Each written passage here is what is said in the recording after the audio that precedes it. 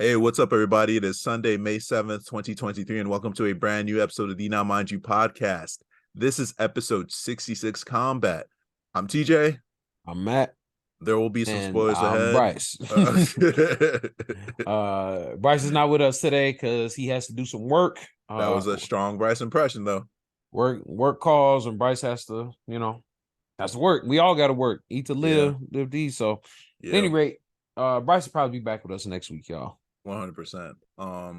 With that, we got a thin docket today. Well, actually, no, we don't have a thin docket. I was still in the manga mode for some reason, but this being combat, we actually got 3 different events we're going to cover today. So Matt's going to take us through Canelo versus Ryder first. I'm going to take us through just the main event of one championship, Johnson versus Moraes 3. Then we're both going to tackle UFC 288 Sterling versus Cejudo. But without wasting any additional time, Matt, take it away. So I'm going to start off. We had Canelo Alvarez versus John Ryder last night. This was Canelo Alvarez defending the undisputed super middleweight titles, being the WBA, WBC, IBF, WBO, and ring titles. This was a homecoming fight for him. It was billed out of Guadalajara, Mexico, which is where he's from. They fought at Estadio Akron in Mexico. And one of the things that was interesting was this was a really small ring. I think they fought in like an 18-foot ring. And, you see a lot of different size, like boxing rings and stuff, especially at bigger events, right? Like 25-foot rings and stuff like that. Like, this ring was very noticeably small. But, I mean, look, it was a homecoming fight for him. His entrance was the homecoming. Oh, my God. Like, he damn near had a WrestleMania entrance. It was like more mariachi than I've ever seen in my life. Like, there were like apparently fans that were in attendance were given like glowing Canelo bracelets and stuff. It was a huge production. They really did a big thing to, really make him look good. Right. And on the other end, we had John Ryder coming from the UK, having earned himself a mandatory slot and getting his title shot after back-to-back victories over Daniel Jacobs and Zach Parker. Zach Parker actually being for an interim WBO title, which was how he was able to slide in for an undisputed shot. Okay. With that said, Ryder is 34 years old from London, and he did a little more than come across the pond. He came all the way to Mexico, and I think he gave a really good account of himself. Obviously, as you can tell about by how I'm speaking about the fight. This was a unanimous decision victory for Canelo. Virtually, to call a unanimous decision victory and just leave it that simple would be a little too black and white. I apologize for the sirens. Hold on 1 second. I'll cut this, I'll cut this, I'll cut this, I'll cut this. I'll be able to cut this out. It's like a bunch of sirens. Oh, damn. Were you hearing that? No. I didn't. Oh, you couldn't hear any of it? No, I couldn't hear any of the sirens. I just heard you. Wow. All right. I feel like a dickhead. It feels like they were right by the window. At any rate, so we had John Ryder, who basically came across a little more than across the pond, but all the way to Mexico to pretty much try to beat one of the pound for pound kings of boxing, and to a lot of people, the face of boxing, regardless of taking that loss a little while back to Dimitri Bivol. Canelo pretty much put on a performance that we typically see him do, slowly stalking this guy, walking him down, trying to get the big punch, getting some big shots off. But he was throwing a few more combinations. But if I'm being 100% honest with you, Canelo, 32 years old, 60-plus professional fights, obviously doesn't look like he's going to slow down anytime soon. I mean, he fights at a good pace, fights about 2-3 times a year, typically about 2. So if the calendar is to be believed how he usually does things, we'll probably see him again in September, because those are typically the 2 times he fights, May and September. And it'll be interesting to see where he goes from there. 3rd round, he breaks John Ryder's nose, which causes a lot of blood, like more blood than I've seen for a while. At least just straight out of a nose. This was a very I won't say graphic or gruesome or anything like that, but it was a pretty bloody fight. Canelo dropped him multiple times over the course of this contest on his way, pretty much cruising to a decision. But I'm not gonna play John Ryder as if he wasn't in there. There were definitely moments. He took a handful of rounds. But he was sent down to the canvas again in like the 5th round. And at a certain point, it just sort of became like, when would Canelo stop him?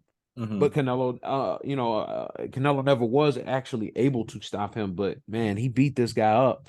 But I will say, considering that Canelo didn't look, I don't want to say necessarily as sharp, I guess you could say. Didn't look as sharp as we were like used to seeing him. It wasn't like he was particularly getting hit more. It's kind of hard to describe if you didn't see the fight. He just didn't look all the way like himself. And I mean, look, that could just be the tenured career. You know what I'm saying? He's been doing it for a long time, man. Yeah. Could just be he was real loose. He was at home. This was obviously set up to be just like a really huge homecoming thing for him. So maybe he was just a little more chill. Obviously, he was in shape. He went 12 rounds, and Canelo's a guy that's been doing 12 rounds so long now that it's like kind of doesn't, I don't even think he thinks about it. Like, I don't know if his training regimen even changes like ever, because all he ever does is 12-round fights. Yeah. Canelo hasn't been in a fight. The last fight Canelo Alvarez had that was not a 12-rounder was in 2007. He hasn't been scheduled for anything less than 12 rounds since 2007. 16 years. Yeah, man. So, but that pretty much was that. It'll be interesting to see where Canelo goes next. Some people want to see him with Benavidez. He's been adamant that he wants to get a rematch with Bivol. He wants everything the same weight, same everything. So, who knows? We'll see. But TJ, I didn't get a chance to catch the Mighty Mouse, the one championship. Did you want to get into that real quick? Yeah, 100%. So this took place on Friday the 5th, literally Cinco de Mayo. And it was the first ONE FC event to take place stateside, one of their first like big events, almost like their pay-per-view equivalent. I don't want to say pay-per-view because you can still watch it on Amazon for free, if I recall correctly, right? But with that being said, right, we had Demetrius Mighty Mouse Johnson. If you don't know who he is, let me just sum it up. What was like 11 title defenses or 12? He has the most title defenses in the UFC, right? He has the record for the most consecutive title defenses in the UFC. Yeah, and like with the title defenses in one championship, like what? Like I want to say bring it up to 12, and I think with this last one, spoiler alert, he won 13. But well, actually no, he might be on 14. I think it was 13 before the start of the fight. But with that, right? Here's what you need to know about Adrian Moraes, right? Brazilian. He's like what, 5'7" to DJ's 5'3". But he was the first guy to ever finish DJ in combat sports, right? He took that belt from him. DJ got his revenge on him back in 2021. So this was like the trilogy, right? Best 2 out of 3. Once this is over, we put it behind us, right? Man, what it was basically the DJ show, right? I'm not going to go over it round by round, although I do have my notes round by round. But if I were to summarize it, it was like DJ constantly switching on him, hitting him with angles, switching stances, going from orthodox to southpaw and switching stances, right? Hitting him with leg kicks from a distance, and then trying to bridge the gap, trying to get Moraes to engage.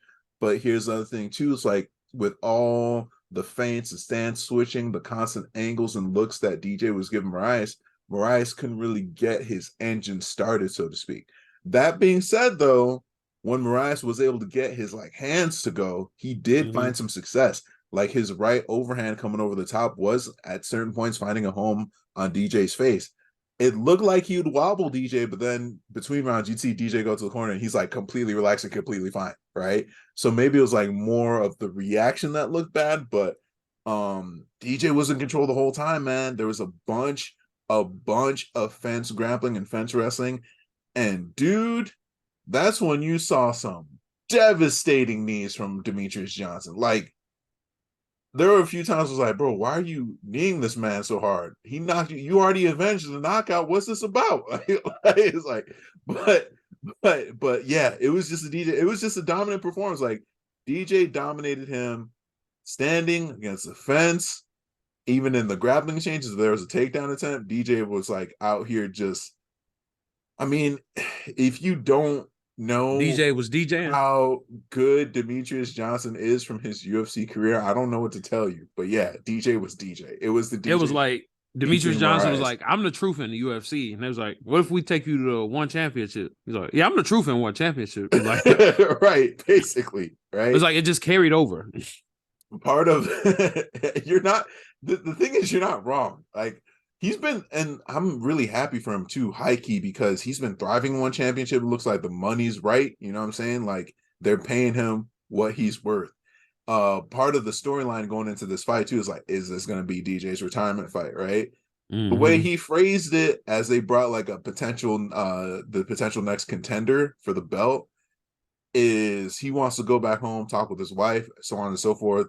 It looks like he wouldn't mind fighting, the potential next contender, but it's up in the air, is what it sounds like, right? It's up in the air, but man, the man is he's still that dude. He is still that dude. He couldn't finish Moraes, but he fucking beat him up for 3 rounds. That's what I'll say. Or not for 3 rounds, for 5 rounds. Oh, that's even worse. Like, yeah.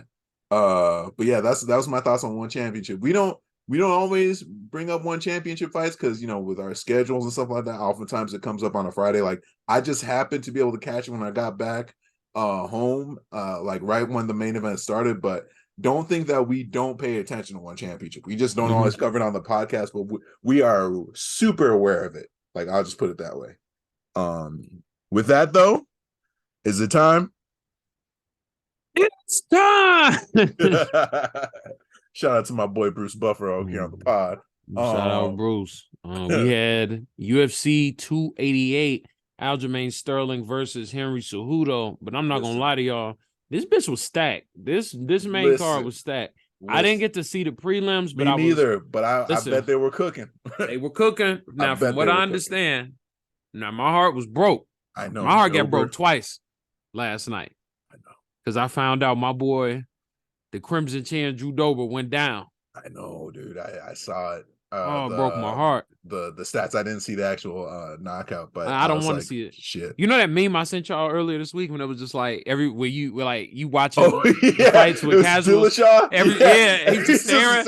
I was like, it was just like you watching a fight with your casual homies and your favorite fighter just brutally get knocked out. Yeah. And everybody else just chilling. Like that's how I felt, bro. Soulless. Like, yeah. I'm just like, I feel like the other meme was like, they don't know Andrade just died. Like just standing in the corner of the room. Like, I don't know, man. That shit, I was feeling away, but.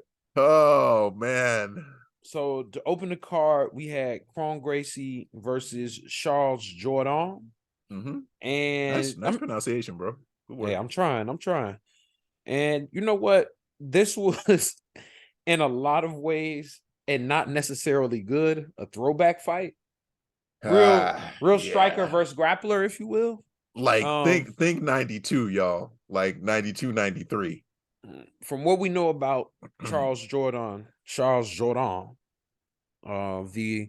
the monster from Quebec, Canada, he is a black belt in jiu-jitsu, but it's not really his primary thing. He clearly, if you see him fight, he's a striker.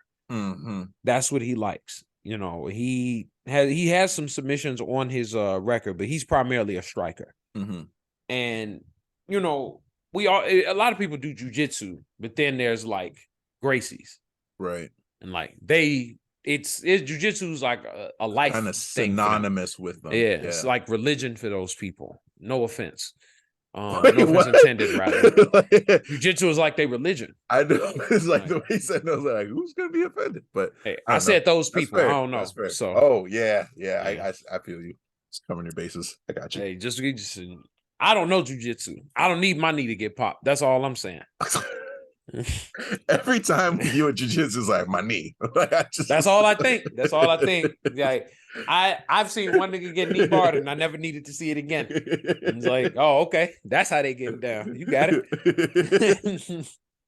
So Kron Gracie's game plan essentially was, I'm just gonna force this jiu-jitsu on you.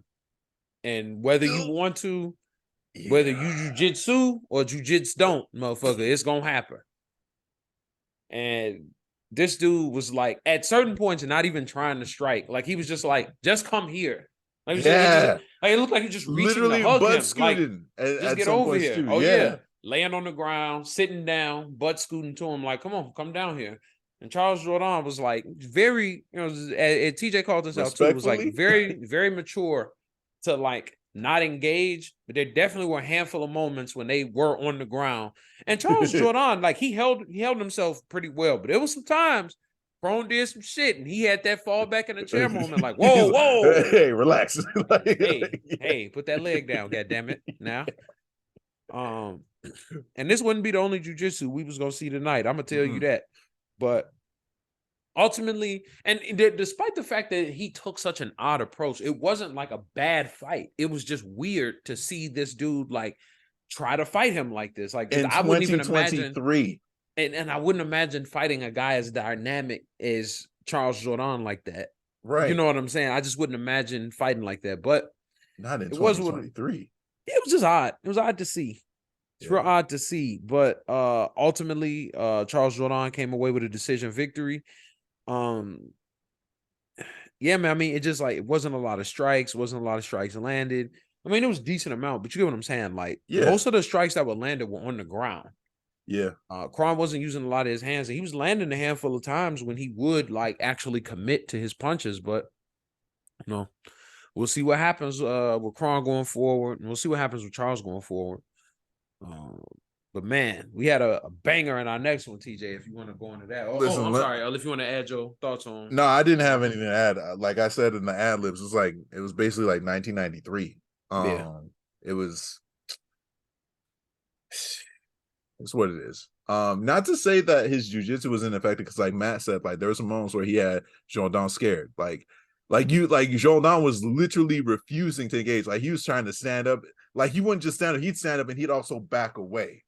Like, I need you to get back on your feet so we can handle this on our feet. I'm not trying to swim in no oceans right now, bro. I'm trying to stay dry. I just got this product in my hair, bro. What you doing right now? Like that's the type of energy it was, right?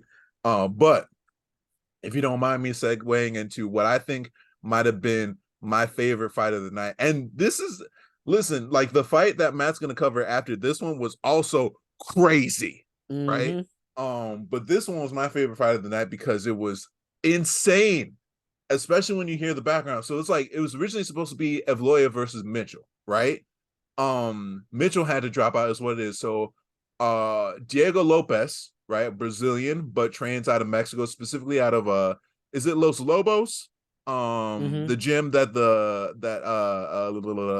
oh my goodness, why am I Alexa Grasso, the Grasso family own and train out of, right? So a little bit of background on Diego Lopez. This is literally his UFC debut that he's making, right? And the premise here, it's like, hey, for one, if you're ever taking a fight on short notice, it's always a gamble. We've seen that with like Morono. Morono's notorious for like taking fights on short notice, but also getting a big payoff, right? But in this case for Diego Lopez, if he were to beat Evloev, right, what is the thing here? He gets to jump immediately into the top 10. Now, it didn't go his way, but I'm gonna tell you this: I don't think his stock goes down. I think his stock goes up, and Loki Evloev's stock might go up as well. Now, and you'll see why in just a few moments. But a little bit more background on Diego Lopez. He is Alexa Grasso's Brazilian Jiu-Jitsu coach. And after the jiu-jitsu I seen him do during this fight, I believe it, bro. Like, because that was some crazy shit. But not only that, he also trains under Alexa Grasso's dad, right? Like Alexa Grasso's dad, Coach Grasso, if you will, because I don't know his first name. Matt, if you remember his first name, please chime in. But you talking about Alexa Grasso's dad? Help me, I don't. Help me. Hey, I'm just watching. Like, no, I can't. I'm sorry. I don't know his name either. But you'll see, like with Diego Lopez's hands, he's got that signature Grasso style. We've seen it with who, right? Say it again, Luis Grasso? Luis, right? We've seen it with who? Alexa. We've seen it with Irene, who's about to fight who in June 10th? Amanda Nunes. They about to get those hands, man. Like, dude, shit. But it's Amanda Nunes though. That's fair. But sometimes it's a new day. Yeah. We've seen the system get broken a few times recently, like hella recently. But with that, right? So you'll see the signature Grasso style like that straight up. To me, I like to call it like geometric precision with the punches, where you see clean lines and angles. It's honestly very satisfying to watch, if I'm being 100% right now. But with that, we have Evloev, Russian. That's all that needs to be said. We've covered his fights on the podcast before. Like, I don't want to say he steamrolls his opponents, but he steamrolls his opponents. That's not even an understatement. Like, he overwhelms them with hands, feet, grappling, cage side, whatever it is. He hits them with an MMA fight. He's very clean. Like, you don't usually see him, at least for the amount of times we've covered him on the podcast, we've never seen him in trouble before. That changed tonight. So Diego Lopez is taking this fight on like what? Not 2 days. No, was it 2 days notice? Virtually, it was like 2 days notice. Yeah, right. Like, he takes this fight on 2 days notice. So it's like, okay, how game can he be? How much of a challenge could he present to Evloev? 3 rounds worth. I will say, and to be fair, Evloev's got some quick ass hands. Lopez is no slouch, but here's the thing. In every single round of this battle, and I say battle, Lopez put Evloev in some type of submission. Now, notice how I didn't say submission attempt. I said submission because Matt and I were watching this, right, in our respective homes, right? But we were watching this. These submissions were fully locked on. Man. Like, fully locked on.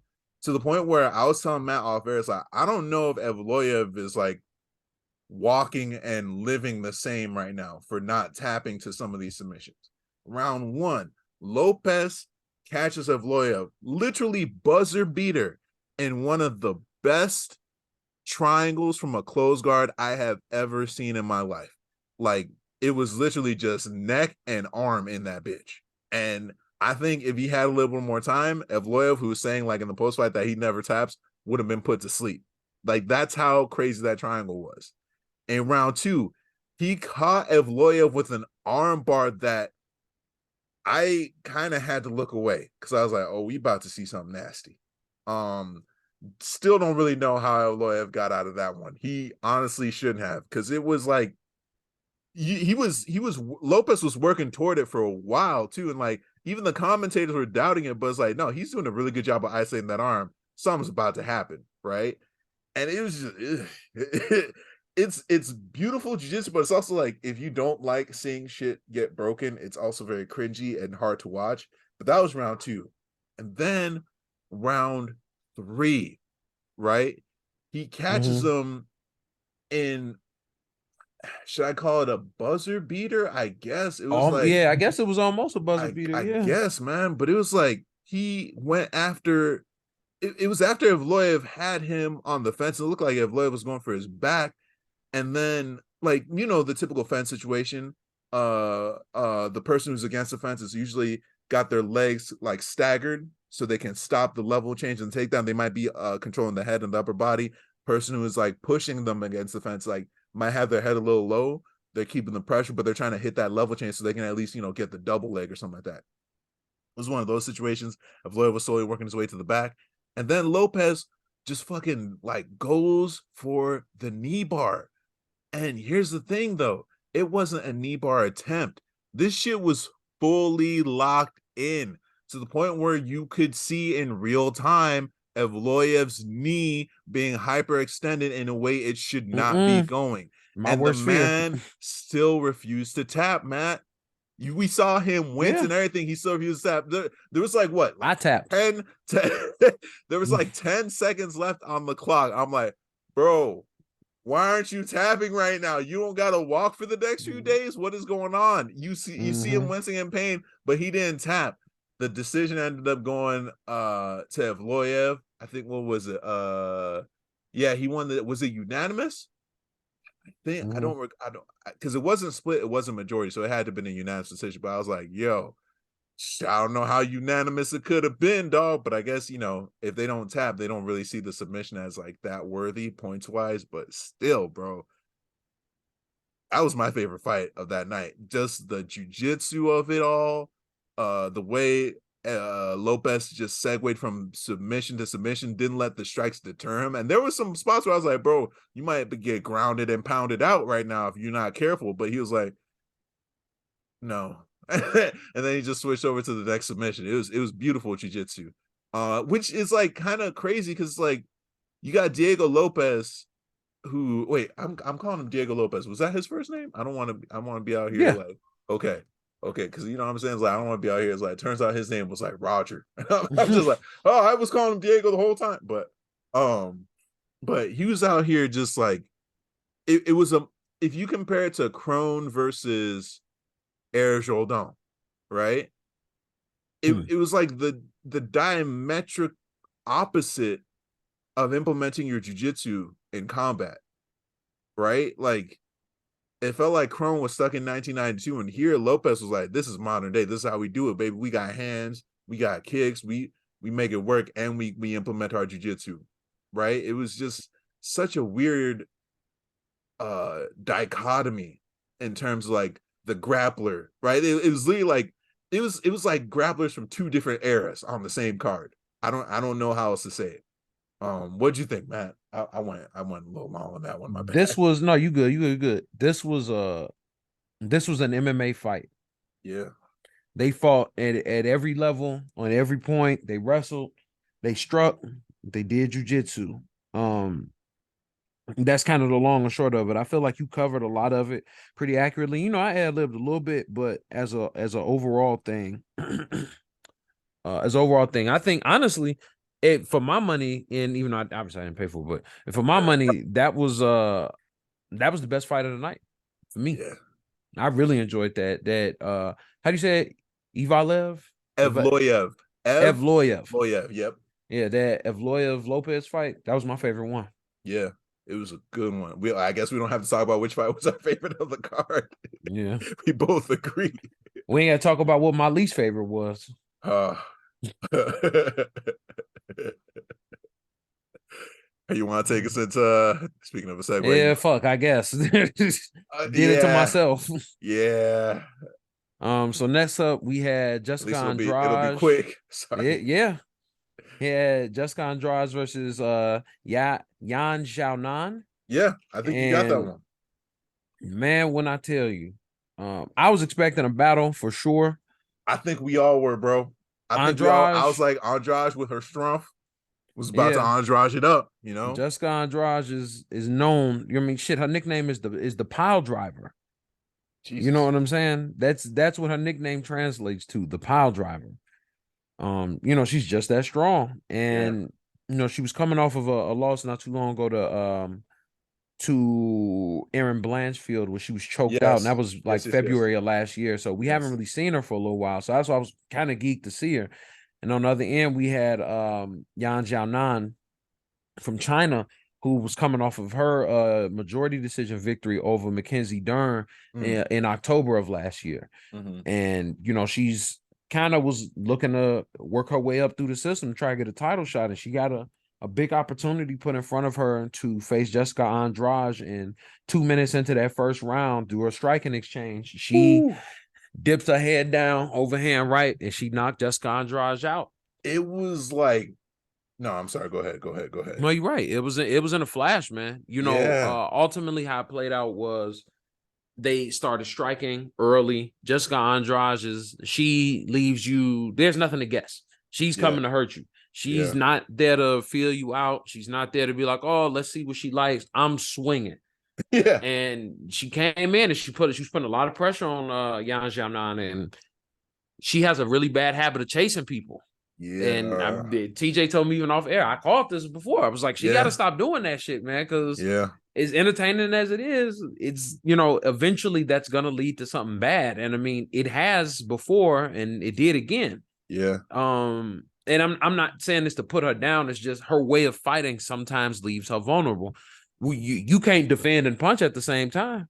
Right. It's just not possible. Right. And yeah, Xiaonan just got her head off the line, threw that right hand, and threw it going in the opposite direction. So all of the inertia basically was Oof. going against Jessica Andrade, and It that was was like it, man. a car crash.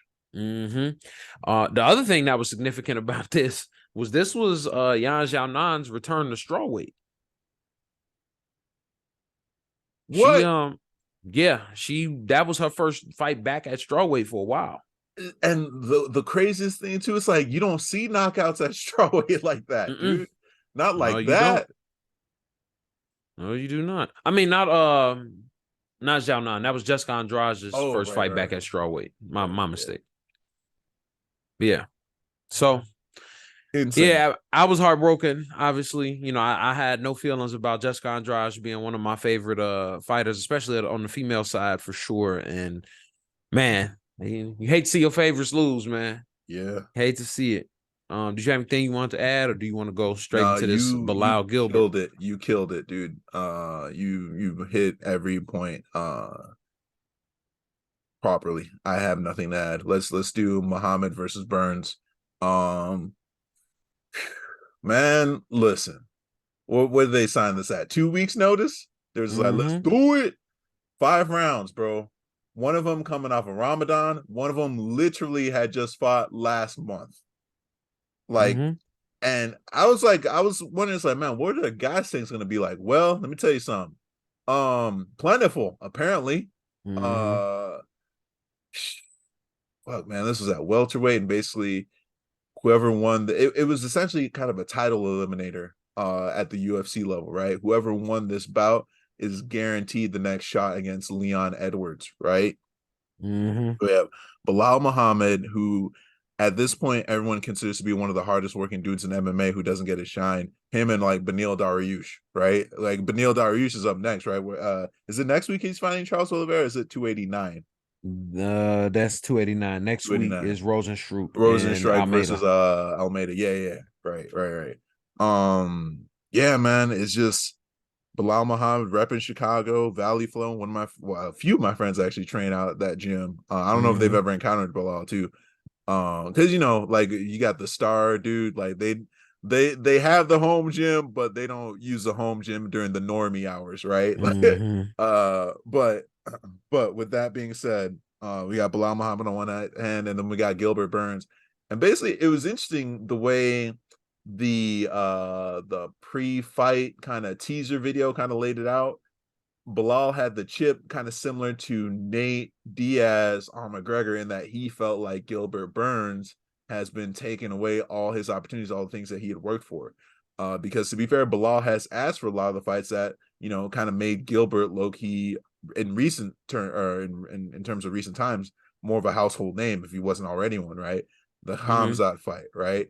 What was another barn burner that Gilbert Burns just had? The Masvidal fight, so on and so forth, right? What other barn burner has he had? Let's look at his Like resume. Kamaru Usman, right? Who Like has Gilbert Burns fought? Oh, it was a good everybody. fight. like everybody basically. But yeah, so that's why Bilal had the chip on his shoulder. Now, with that being said, bro, I'm gonna be real with you.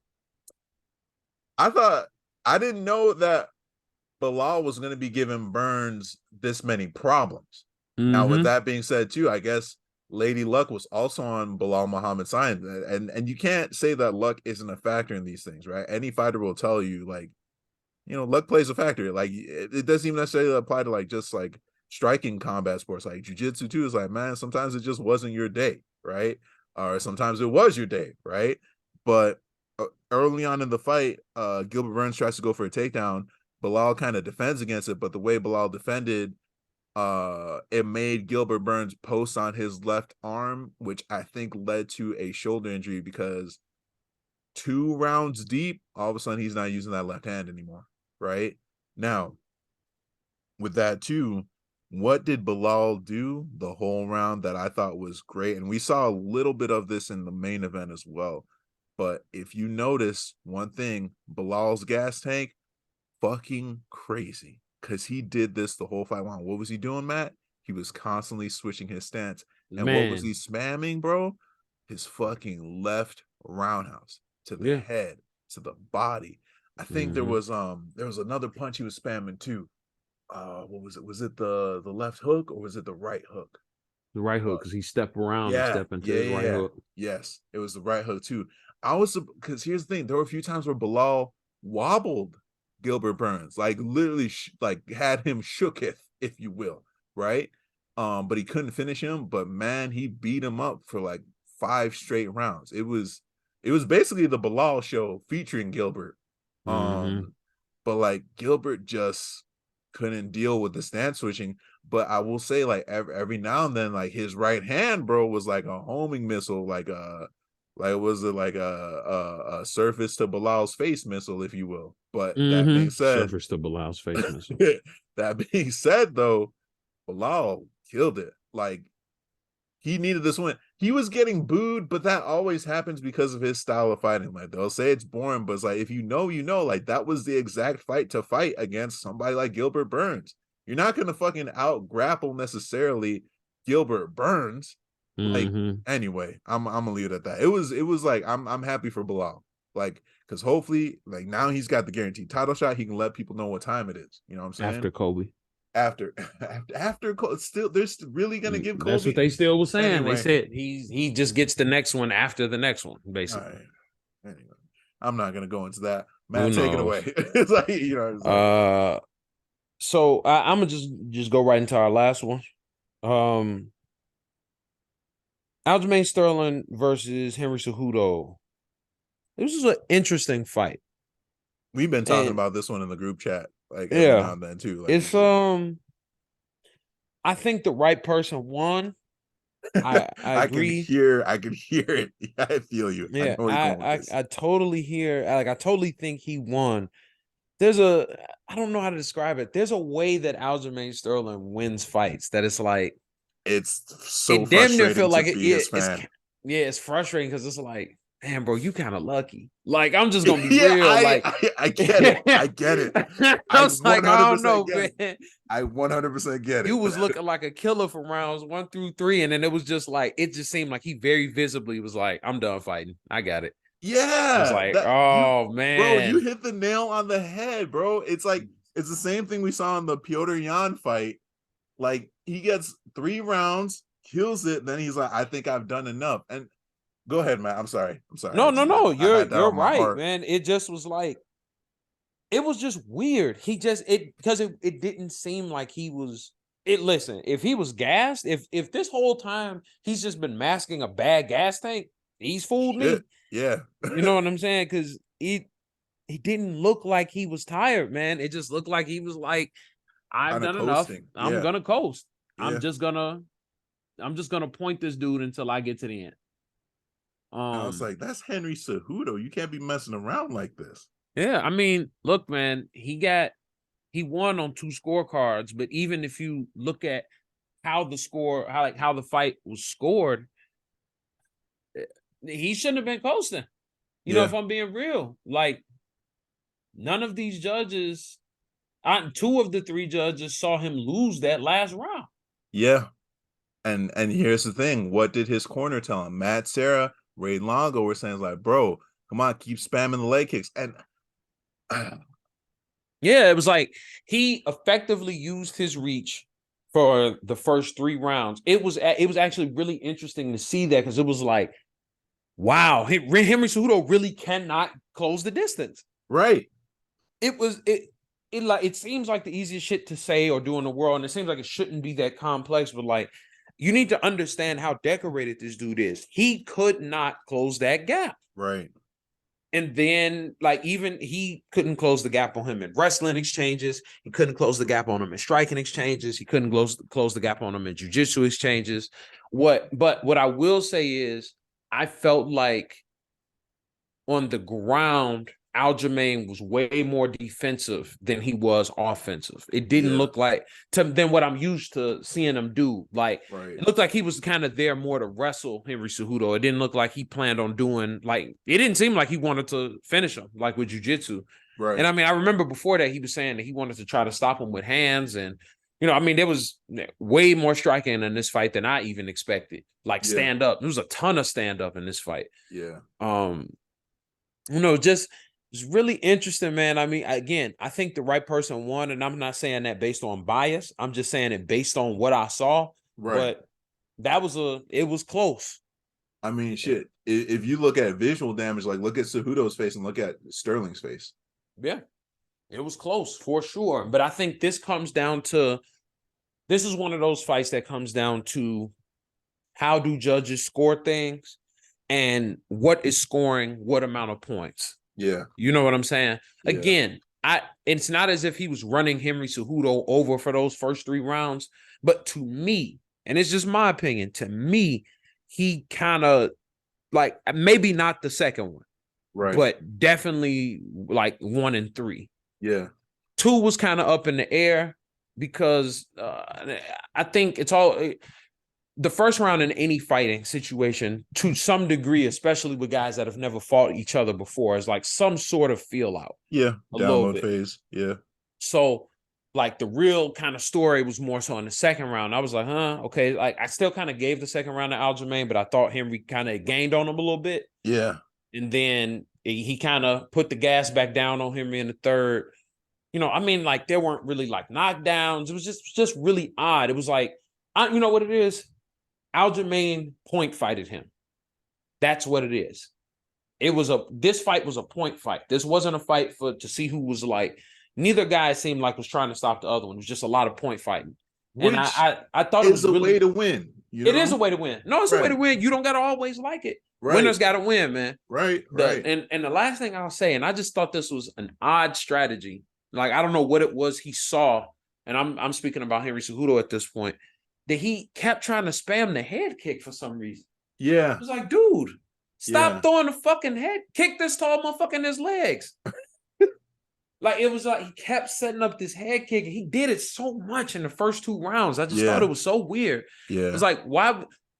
Then again, I'm not an MMA fighter. I haven't done any of the things that either of these guys have done, but I just would not imagine being the shorter fighter. Right. And I'm shorter height-wise and even in reach on everything. And I say that because this motherfucker's taller than Max Holloway and he got more reach than them. But what I'm saying is, like, to be at that disadvantage, it just doesn't logistically to me make sense to throw head kicks at a guy taller than me. Unless he thought of it as a way to open up the body, maybe raise the hands a little bit higher. Maybe. But even still, it was just no way to close that gap. But that was all my thoughts on it. Right. I'm gonna just piggyback off of the frustration with Aljamain, because if you remember the Piotr Yan fight, round 5 was very similar ending. Sterling was on the bottom, Piotr was on top. Round 5 of this fight, Sterling was on the bottom, Cejudo was on top. It's like, why? Like, I don't know. I don't get, like, I don't think he's gassing out, but it's just there's this palpable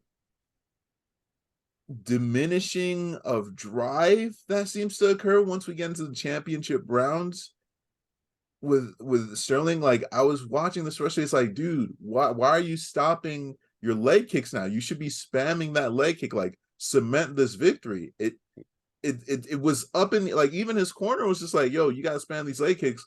It's not as certain of a victory as you think. And I'm just like,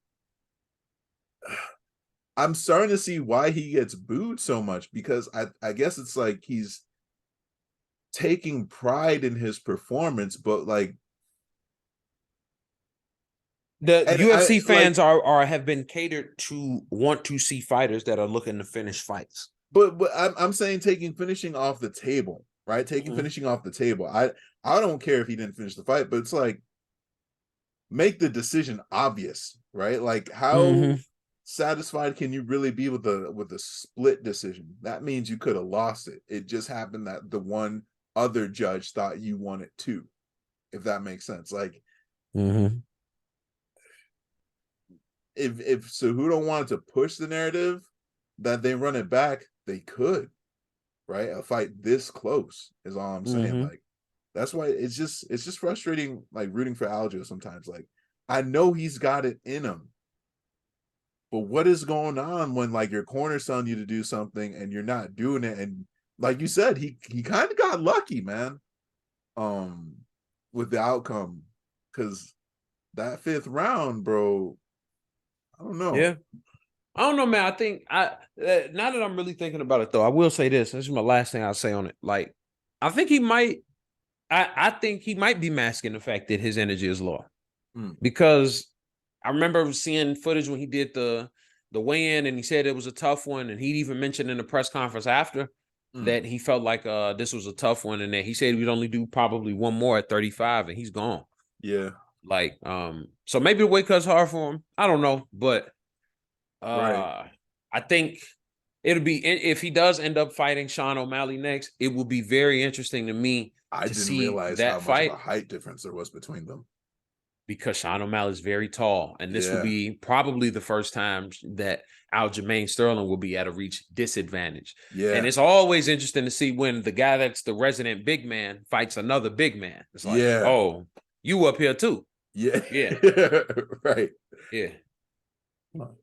Yeah. So, but that was pretty much my thoughts on it. I thought overall it was a good night of fights. I thought it was a good weekend of fights. Yeah. Best fight I would say, though, hands down, I saw was, how you say it? How you say it? Evloev versus Diego Lopez. That was the best fight I saw this weekend. I agree.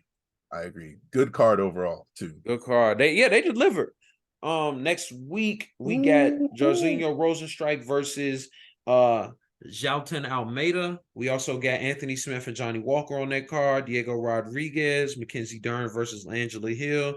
And we got Tim Means again. Tim Means versus Alex Dirty Moreno. Bird. Yeah, that's going to be a good one. And as far as boxing. Oh, wait, before we go over to boxing, 2 it's going to be an early one. Nice. It's going to be an early one, man. Oh, that's perfect. I'm looking at it right now. 2 p.m. This is what I'm talking about. Oh, man, get some sleep.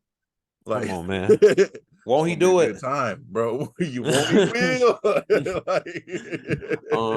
And as far as boxing, the next one we will be covering will be the May 20th event, and that will be Devin Haney versus Vasily Lomachenko for the undisputed lightweight championship. Nice. That's the next boxing we'll be covering. So you guys got about 2 weeks on that, but we will be covering that UFC next week. You can follow me on social media at Matt Hambrick. That's MattHambric. TJ. Y'all can find me on Instagram at Tuss4Skate. That's TUSS4__SKATE. And y'all can find Bryce on Instagram as well at Ashe Onsa. That's AXE_ONCA. Baby.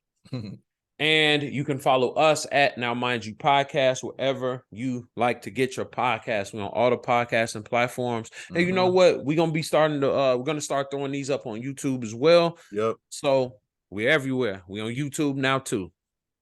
With that said, we'll see you guys next week. Thank you for rocking with us. And we'll be talking about more fisticuffs next week with that UFC event. Peace out, and y'all stay safe. Peace.